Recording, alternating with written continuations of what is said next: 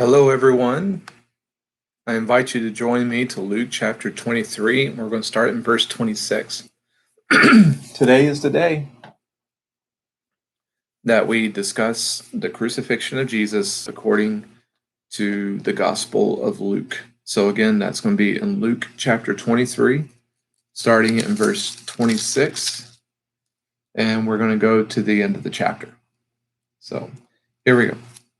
It says, "And as they led him away, they seized one Simon of Cyrene, who was coming in from the country, and laid on him on the cross to carry it behind Jesus. And there followed him a great multitude of the people and of women who were mourning and lamenting for him. But turning to them, Jesus said, 'Daughters of Jerusalem, do not weep for me, but weep for yourselves and for your children. For behold, the days are coming when they will say, Blessed are the barren and the wombs that never bore and breasts that never nursed. Then they will begin to say to the mountains, Fall on us, and to the hills, cover us. For if they do these things, when the wood is green, what will happen when it is dry?' Two others, who were criminals, were led away to be put to death with him. And when they came to the place that is called the Skull, there they crucified him, and the criminals, one on his right and one on his left. And Jesus said, Father, forgive them, for they know not what they do. And they cast lots to divide his garments, and the people stood by watching. But the rulers scoffed at him, saying, He saved others, let him save himself, if he is the Christ of God, his chosen one. The soldiers also mocked him, coming up and offering him sour wine, and saying, If you are the king of the Jews, save yourself. There was also an inscription over him, This is the King of the Jews. A lot to unpack here. Luke's commentary on the crucifixion of Jesus, there's some differences between him and the other Gospels, and so we're going to look at some of this stuff. We're going to look at what Luke has to offer us. And we talk about Simon of Cyrene. Now, this is an example, because we might be wondering why, what did poor Simon do to deserve this treatment? And the fact is, he did nothing. This is an example. If you're familiar with Jesus's teachings in the Sermon on the Mount in Matthew chapter 5 through 7, in which Jesus makes that example. If someone forces you to go with him 1 mile, go with him 2 miles. The Romans, they were used to forcing Jewish citizens to do what they wanted, what the Romans wanted them to do. If a Roman was having to walk and carry all of his gear and walk to his next post, he could, commandeer an individual and say, carry my stuff for this 1 mile. And that's Jesus' point, is that if he forces you to go with him 1 mile, go with him 2 miles. Why not? Show him love and consideration. But outside of Jesus' teaching, this is a glimpse in which we get to see this in action. What did Simon do? Nothing. Jesus, being a condemned man, was forced to carry. Again, people argue if it's just a crossbeam or if it was the entire cross. My personal belief is I don't have time for those type of squabbles. It's pointless. The condemned had to carry their own mode of execution, be it the own crossbeam or be it the entire cross. I tend to go with just a crossbeam just because of the sheer size of this, but you know what? It doesn't matter. Anyway, though, as much as Jesus had been abused by this point, he was physically unable to carry his cross or his crossbeam all the way to Golgotha. So, he keeps falling, he keeps falling. You ever seen The Passion of the Christ or some other movie or depicting the crucifixion of Jesus? He's carrying it, but he's stumbling. Why? Because he's been beaten within an inch of his life. In reading a few books and hearing medical people talk about the crucifixion of Jesus, what it cost him physically, it's a toss-up as to where Jesus is in the dying phase at this moment. Forget putting him on the cross, which will eventually kill him. Yeah, remember how quickly it kills him as far as crucifixions go. But he's already been beaten. He's already gone through everything that he's gone through. He's already experienced severe blood loss. Again, medical professionals theorize that he's already entering levels of shock. In other words, he's already met with extreme abuse, and now they plunk this big old piece of wood on his back and they say, carry it. He's not able to. And so the Romans just pull a guy out at random, or see a guy big enough to be able to carry what he needs to carry and say, hey, you come over here, take it, carry it, let's go. And that's how Simon of Cyrene got pulled into this. He was just happened to be seen by one of the Roman guards watching Jesus and say, you know what, he can carry it, let's go. And so he got pulled in because Jesus couldn't carry it on his own.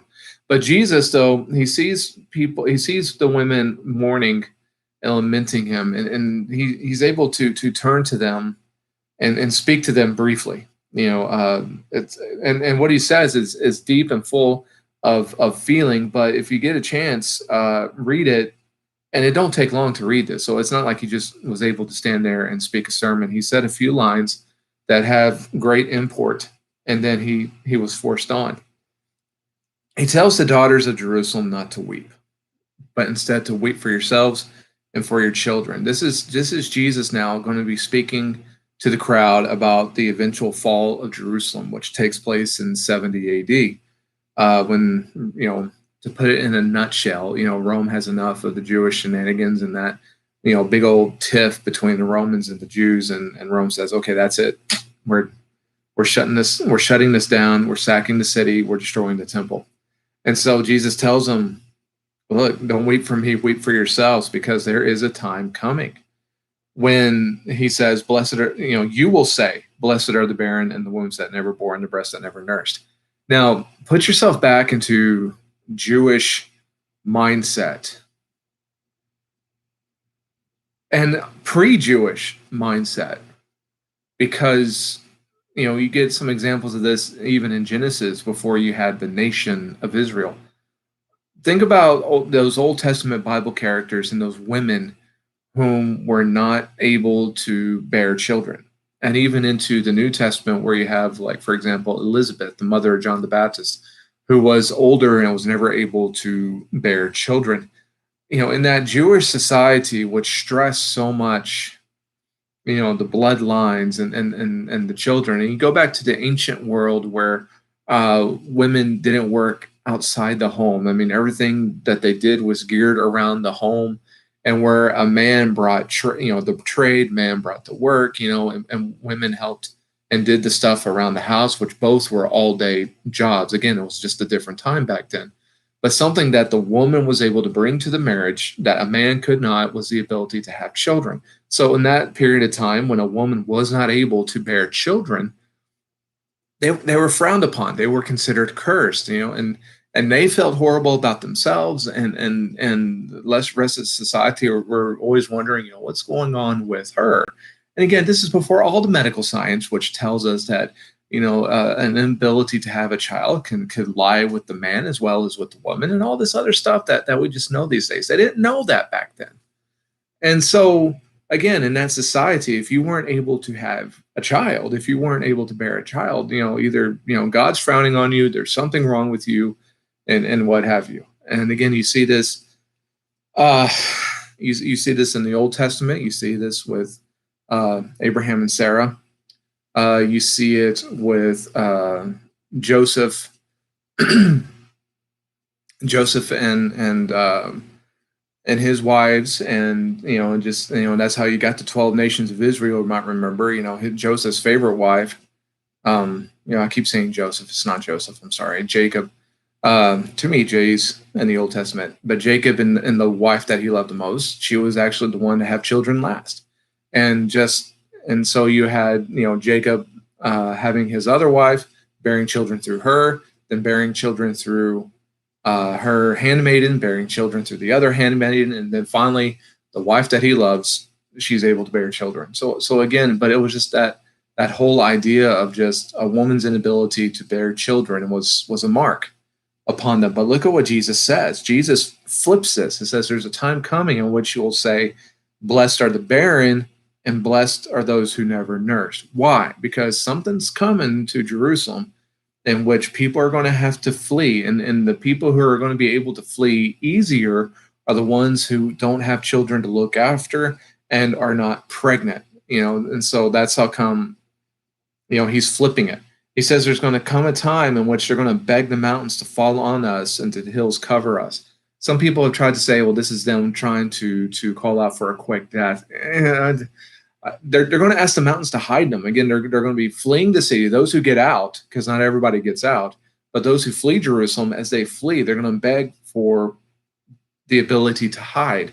And so, you need to be able to be mobile, easily mobile. Single people and childless couples are going to be considered blessed. And you're going to be looking for the mountains to hide you. And then Jesus says this interesting thing in verse 31. For if they do these things when the wood is green, what will happen when it is dry? And this is kind of a look back to what's going on with Jesus right now. There are worse things coming to Jerusalem than the crucifixion of Jesus. Now, I say, you might say, what did he say? Did he just say that? That's not right. That's wrong. How could you say such a thing? Well, again, look at what we talked about with the crucifixion of Jesus, and this is Jewish. Again, crucifixion of Jesus is a prophesied event that had to happen, yes. Now look at the human element. The human element is the Jewish people in Jerusalem sold their soul in order to have Jesus crucified, and you have the Romans going along with it just because they wanted to avoid a riot and the not crucifying of Jesus. And so Jesus is saying, is like, look all these shenanigans, look at all this wrong that is happening in this city when everything is supposedly fine, when there's life in the tree, when the wood is green. Wood is green when it's alive. There's moisture in there, there's sap in there. The tree is viable, it's still living, it's still green, it's still going. At this time when Jesus is crucified, Jerusalem as a city is still going. It's still living, it's still thriving for a period of time. But what's going to happen when the wood is dead? And that's when he's talking about when it's dry. When there's no sap in the tree, when the wood is dried out and it's dead, what's Rome going to do? Rome's going to sack the city. And then it's important to remember that with the crucifixion of Jesus, things change. And then after Jerusalem is sacked in AD 70, more things change. For example, after the crucifixion of Jesus, it changes the worship mode for the Jews. And especially after AD 70, that was kind of the final nail in the coffin. Because, before this, you still had the temple in Jerusalem. You still had this, people were still following the sacrificial system and all this. But then after crucifixion of Jesus, that kind of slows down. You had the temple, the court in the temple, curtain in the temple, torn from top to bottom, and you just, again, the old covenant is fulfilled, and then you had the gospel starting to going out, and things are starting to change because the old law has been fulfilled. And then when you get to the sacking of Rome and the sacking of Jerusalem and the destruction of the temple in AD 70, that really puts the final nail into the sacrificial system, into the priest system, into which the Jews to this day have not gone back to a sacrificial system. To this day, it's still more of a synagogue type system than it is a central temple issue. And again, the priest system, I mean, that's gone, nowhere close to what it was in the Bible and when it was originally instituted. So things change. And so this is Jesus' point. Yes, these things that are happening to me, yes, look at what's happening. Yes, realize the importance, and B, what had to happen for this to take place. And this is happening while Jewish society and everything is still alive. But what's going to happen one day when that tree is dead? It's going to be a hard time. And so that's why he's saying, is like, you can mourn me, you can lament me, but there's something coming where you're going to be lamenting and mourning for yourselves. Now we have these two criminals in verse 32 that are also being led away and put to death. And again, this is part of it. James and John, earlier in the gospel, they come to Jesus. One gospel says they do it. Another gospel says they had their mom come to Jesus and ask Jesus, for a favor. And the favor is, have one of my sons sit on the right and the left when you come into your glory. And Jesus just looks at him and says, you have no idea what you're asking. You don't know what you're asking me. Can you drink the cup that I'm going to drink? And they both pipe up and said, yes, yes, we can. And they said, well, you will drink it. Just not yet, but you will drink it. But for those who sit on the right or left of me, it was not for the side. They're set there for those for whom it's been prepared. It was prepared for a couple of criminals, because when Jesus faces death, he's not just facing his death, but he's also facing humiliation. And in this paragraph, from 32 through 37, it's just humiliation, humiliation, humiliation, humiliation.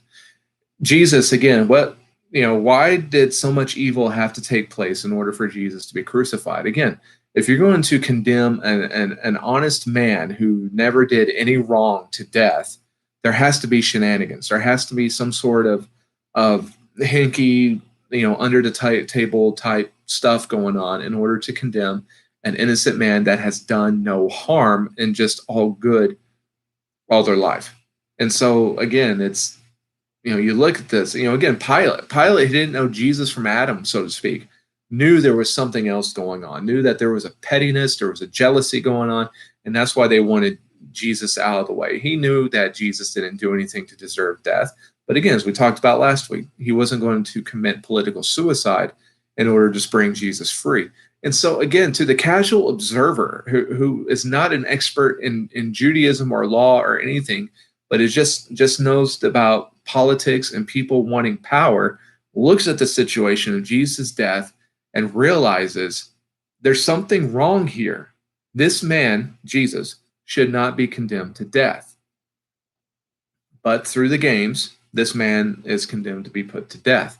And so, but let's up his humiliation. Let's crucify him. Again, it could have been a spear thrust, it could have been a sword thrust, it could have been a beheading. Jesus would have been just as dead. No. We want him crucified. We don't want him just dead. We want him dead in agony and embarrassment. So let's crucify him. Oh, and let's crucify him between two common criminals. And then again, the only thing Jesus had in life, because Jesus didn't use his power to make himself comfortable, he didn't use his power to set up a comfortable place to live and to have a whole bunch of stuff. He didn't have the Cadillac of chariots to go through town on. All he had, his earthly possession, so to speak, was his clothing. That was his. So what happens? What are the guards doing at the bottom of Jesus' cross? Hey,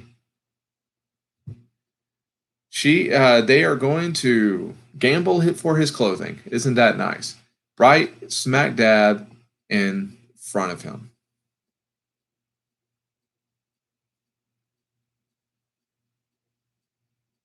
He was also ridiculed by those who were passing by. And so you have the Jewish people ridiculing them, saying the same things like, he saved others, let him save themselves, and, all this stuff. If he is the Christ of God, the chosen one. Kind of a sidebar on this is the fact that they want Jesus to come down from the cross to save him to prove that he's the Christ. Okay, that would have ruined the mission. Which means what? This is another temptation by Satan to Jesus. It would ruin the mission. Even while Jesus could not even die in peace without Satan messing with him. So all these things that are being thrown at him, these ridicules, these humiliations, is Satan trying to get him to come down from the cross without dying. All right. So you have the Jewish leadership mocking him. You have the soldiers mocking him. If you are a king of the Jews, save yourself. Again, those same things. Just come down. Why are they so desperate for him to come down? Well, they say, well, another gospel talks about how if you come down, we'll believe in you. No, you wouldn't. You wouldn't believe. The Pharisees and the Sadducees and everybody have seen Jesus produce signs, and it showed nothing. It didn't change their thinking at all. Some Pharisees did become disciples of Jesus. We're going to read about one in Joseph of Arimathea. But for a lot of them, it was not even enough to see signs. So it's no. These are just temptations. It's trying to get Jesus to come down. Come down. Jesus stays. Then there's the sarcastic sign. This is the king of the Jews. That's again just dripping with Roman sarcasm. Um, and so, what is Jesus' reaction to all of this? Father, forgive them, for they know not what they do. Now, this is my belief. This is one of the most important teachings of Jesus in his ministry, and he shows it while he's dying on the cross. Father, forgive them, for they know not what they do. This teaching, if we can grasp and hold on to this teaching can stop preacher burnout. It can stop Christian burnout. It can stop Christian infighting. It can stop church splits. It can stop so much junk that Christians had to go through with the world and with each other. Father, forgive them, for they do not know what they do. Sometimes we hurt each other. Sometimes we hurt each other on purpose. Sometimes we hurt each other on accident. Sometimes we want to be mean without even realizing how damaging we are being to each other. Father, forgive them, for they do not know what they do. And here again is Jesus going, just going through a whole line of mockery and humiliation and false arrest and false accusation and all of it, all of that mess. Father, forgive them, for they know not what they do. And he can stop it at any time, but he refuses to. And instead, he refuses to hold a grudge. He refuses to have an anger that leads to sin. He refuses to give in to the bait of temptation.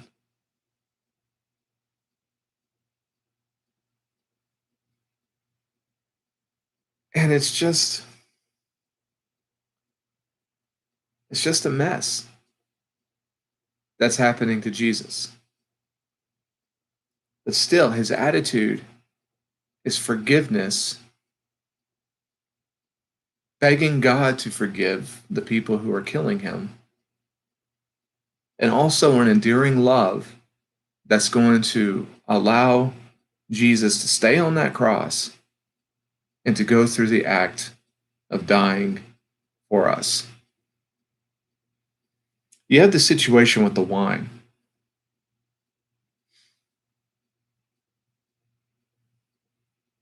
It says the soldiers also mocked him, coming up and offering him sour wine.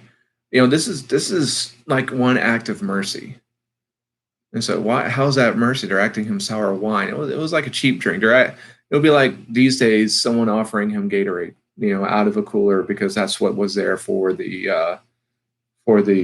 athletes to drink. They're offering him a sip of sour wine because that's what was there for the guards and the executioners to drink. It's what they had on hand.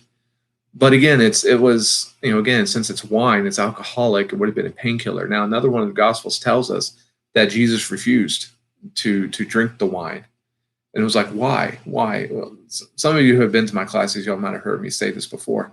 My wife is amazing, and I witnessed my wife give birth to both of our children through natural childbirth with no painkillers, epidurals, or drugs or anything like that. My wife, I like to say she warrior yelled my kids into existence. And I asked her, after a few years have gone by and we were talking to some other people who were expecting children, I asked her, it's like, why did you refuse to have the epidural and the pain management and things like that? And she said that she refused it all because she wanted to be in control of the situation. She wanted to feel the labor. She wanted to feel the kids as they came out. She wanted to be involved. She wanted to be in charge of the occurrence, not just riding along with it, not really know what's going on. And for the first time, that was it. I was like, that was it. That was it. This is why Jesus refused the wine. This is why Jesus refused those aids that would deaden some of the pain. It wouldn't deaden it a lot. Let's not be foolish. It's not like they gave him a narcotic that would just knock him out while they hammered in him, that it was just a little bit of an alcohol to take away a little bit. Why would Jesus refuse that? Well, he would refuse it because Jesus wanted to feel it. He wanted to be in charge. Again, on this crucifixion, even though they are nailing him to a cross, it is Jesus who's in charge of this entire situation, because it is Jesus who could jump down from that cross anytime he wanted to. And it is Jesus who is deciding not to do it. He's staying there. So even though, again, another gospel tells us that he didn't drink it, the wine was still offered. And again, and the expanse of all of this that Jesus experienced on that day, this is the one act of mercy. So then we have a conversation with the criminals, and this is, and again, one criminal is saying, "Are you not the Christ? Save yourself and us." What is this? So you have one criminal who is rude and desperate. Again, this is a guy.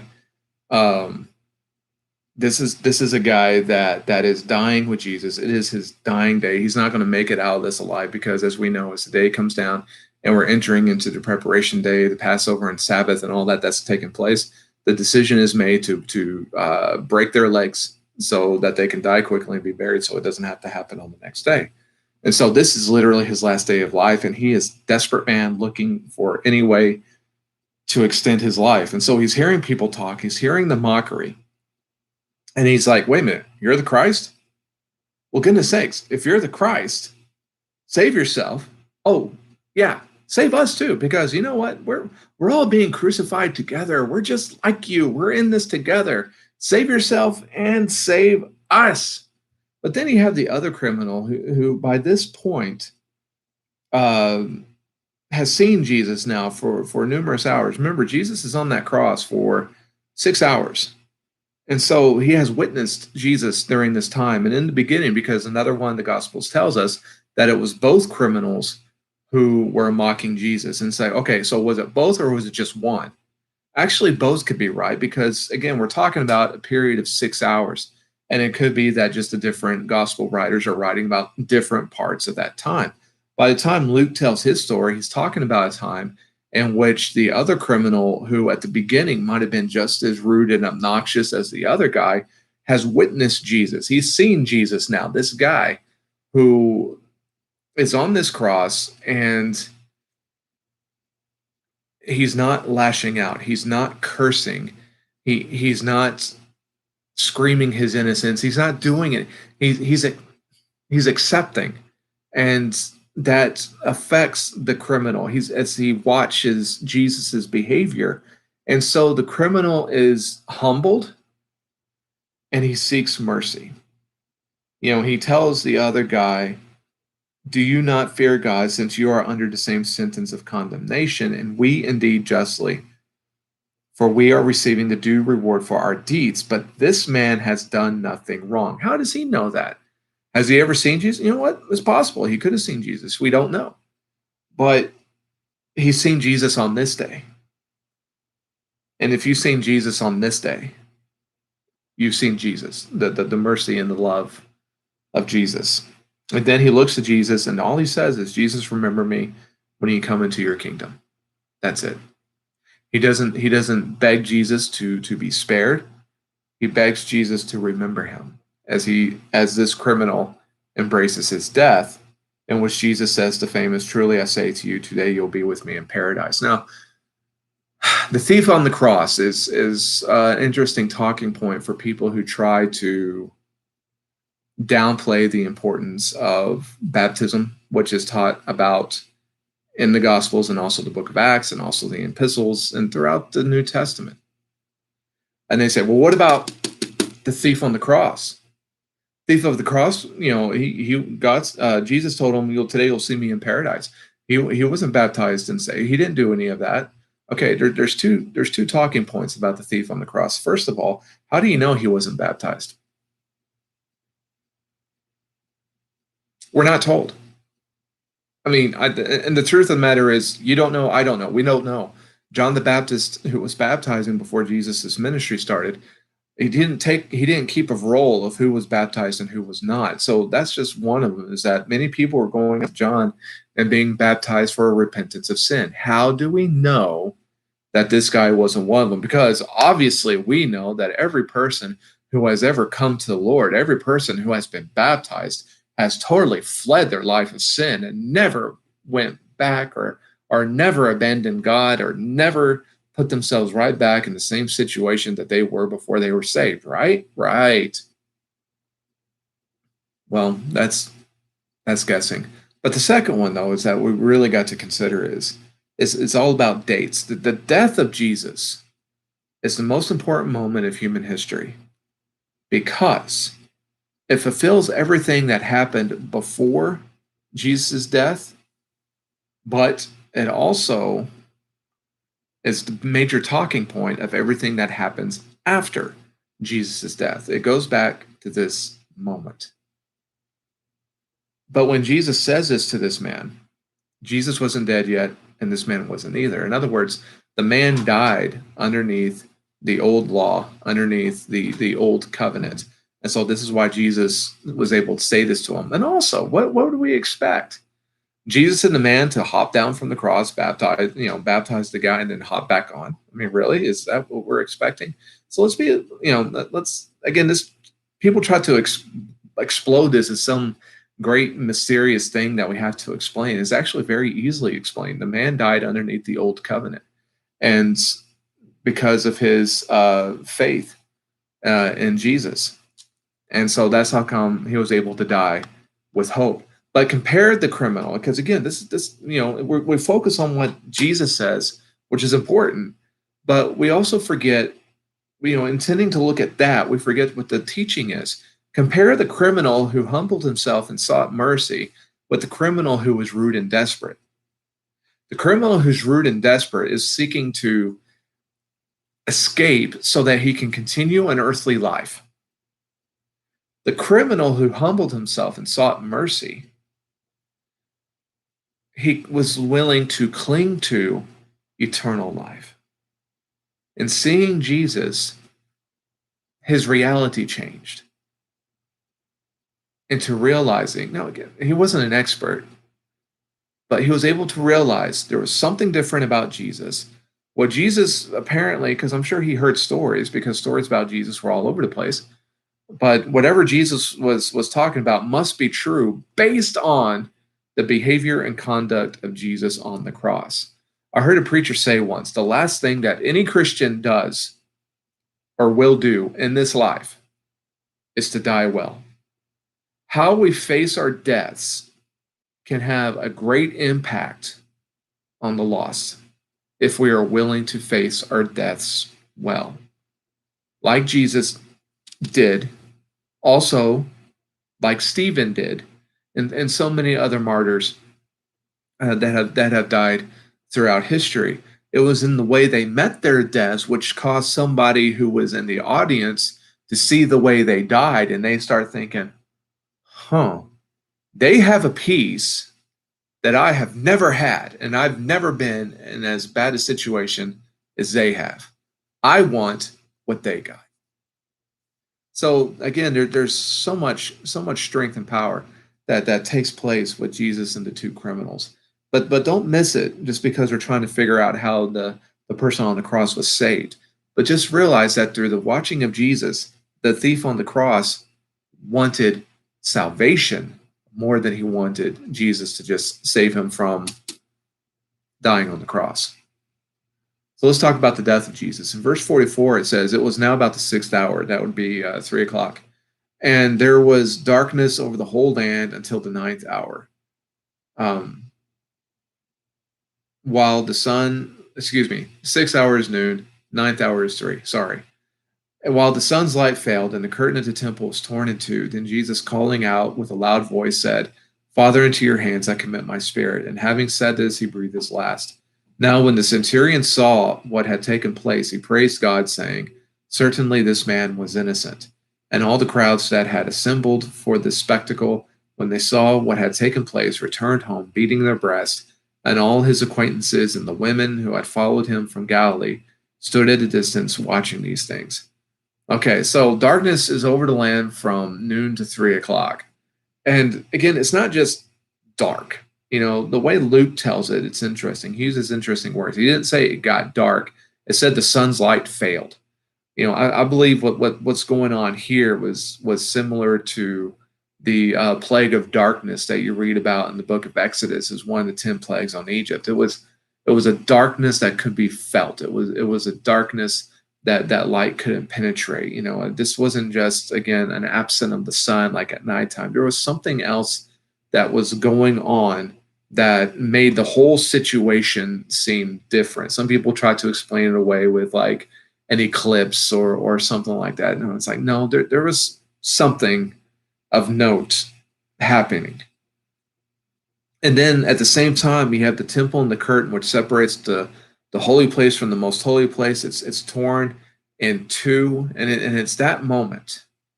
That moment, we talked about Jesus was already starting the death process back when he was supposed to carry the cross.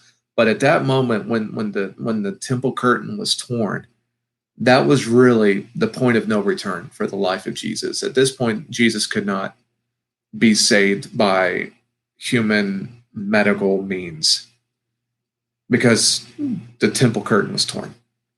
Because it's because of sin that curtain had to be there. You go back to the tabernacle teachings of the Old Testament. You have your outer court, then you have your tabernacle proper, which has the front room, which is the holy place with the curtain, and then the most holy place where the Ark of the Covenant was.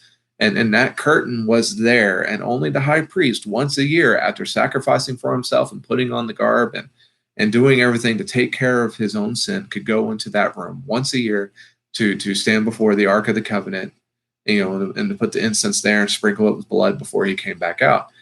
And nobody else could go in there, and because they would have dropped dead.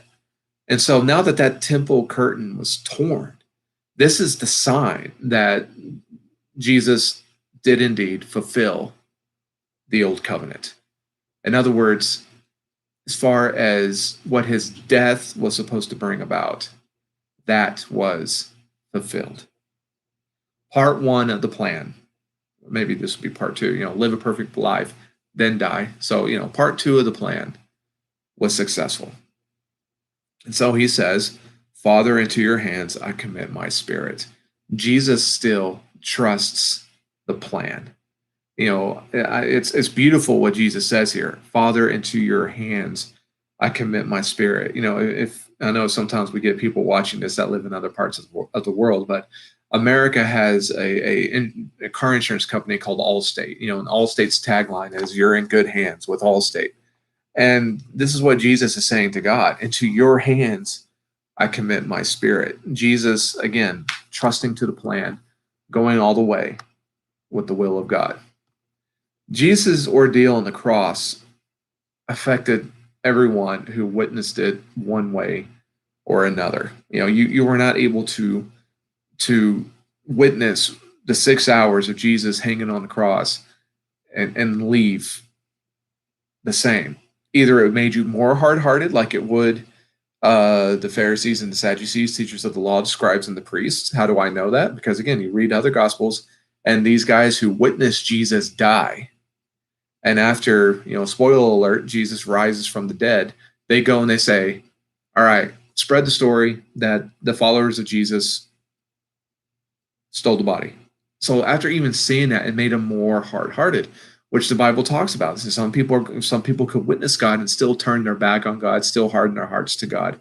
And it's like, that almost like cements their belief.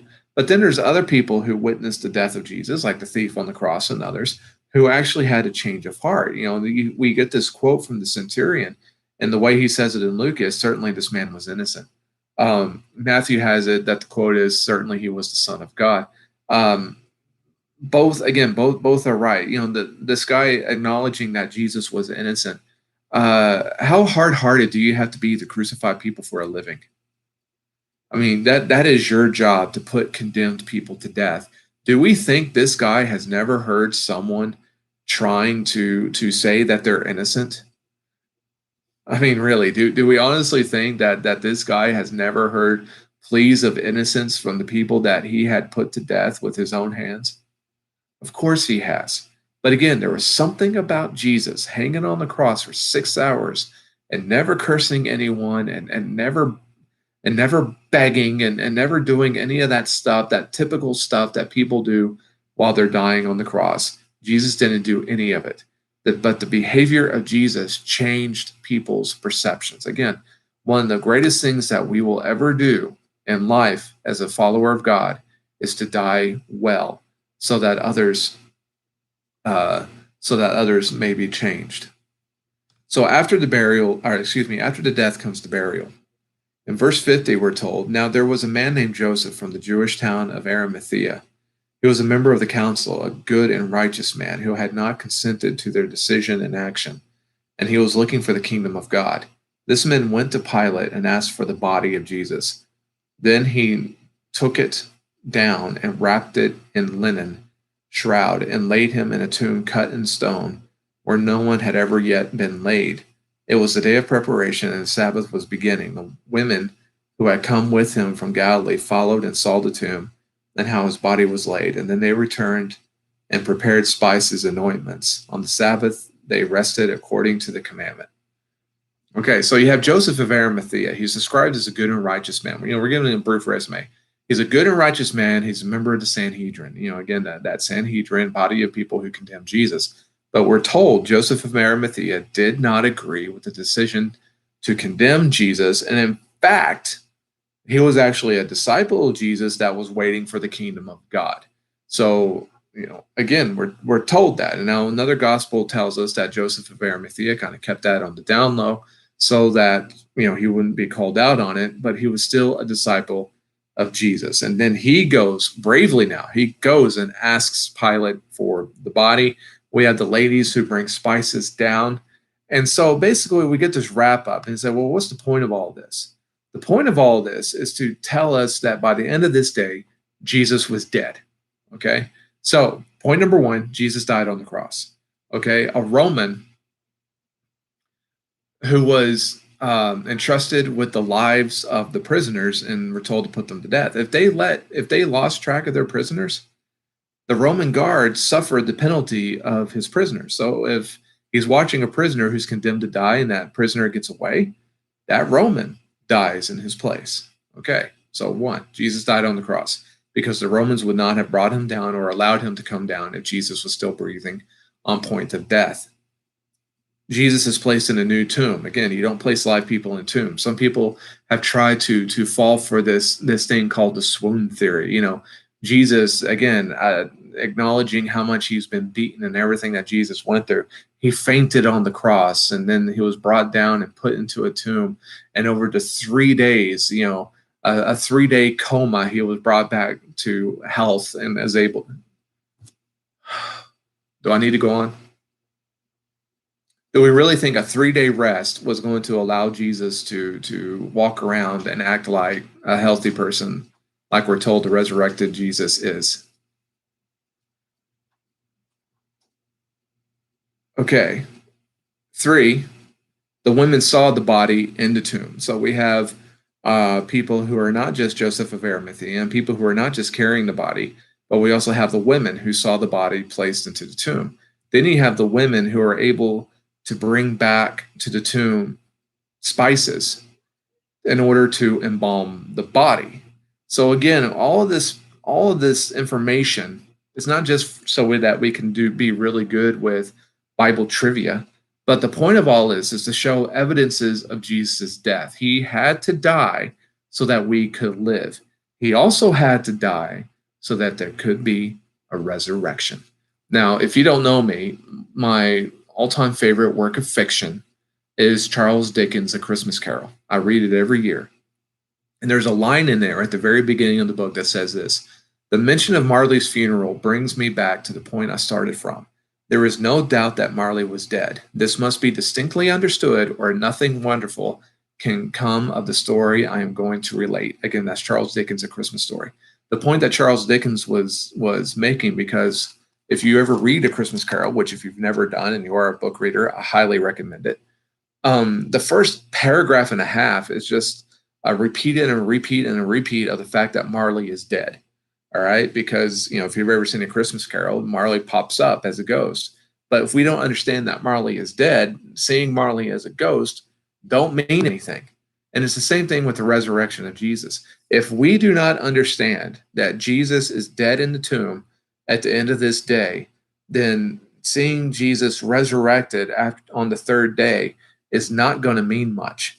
And so that's how come we're given the information of Joseph asking for the body, the dead body coming off the cross, the women coming and seeing where the body was laid, and the women bringing spices. All this is to show reason of why Jesus is dead. Because if we don't understand that Jesus is dead, we're not going to see anything miraculous about the resurrection, which we'll talk about next week. I thank you all for joining me. And we thank you all for taking the time out of your schedules to post and to send greetings. And we pray for people who are seeking for answers. God bless, grace and peace.